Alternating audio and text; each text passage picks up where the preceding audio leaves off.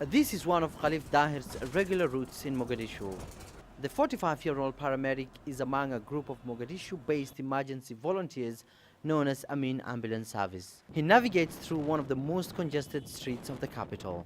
His role, a very vital one in a capital that's often come under deadly attacks from Al-Shabaab. I've been working with Amin Ambulance Service since 2008.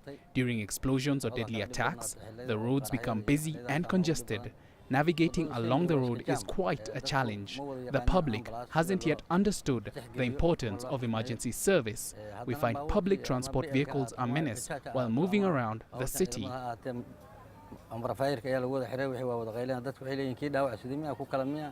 This is Makkah Al-Mukarramah Road, one of the busiest and most strategic roads here in the capital. And over the past years, the militant group Al-Shabaab has carried out a series of deadly attacks along these routes.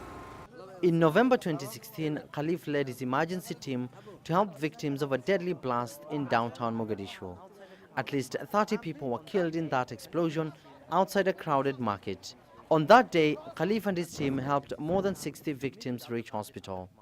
At this emergency center, we meet with Abdurrahman, the brain behind Amin Ambulance Service. He has a total of 4 vehicles at this center. 6 others are already out on assignment all across the capital. When there's an explosion, my team is on high alert. Security forces and locals inform us on the exact location and we immediately deploy 1 or 2 vehicles. If the casualty figure is high, we send more vehicles. In 2008, Abdurrahman started this service when Al-Shabaab controlled most parts of Mogadishu. At a time, most of blast victims were carried away on handcarts. 9 years later, Amin Ambulance Service is the only emergency service provider in Somalia, providing service to not only blast victims, but also pregnant women in a country where access to basic health care remains a major challenge. The main challenge we face is inaccessibility of roads after an attack.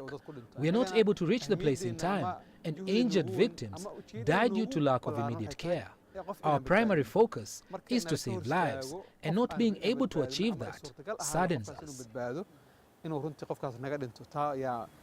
And with deadly bombings by Al-Shabaab continuing to claim lives in Mogadishu, the government is yet to strengthen its health and emergency services. For now, these paramedics from Amin Ambulance remain the only hope in a rebuilding nation. Abdulaziz, Billow, CGTN, Mogadishu, Somalia.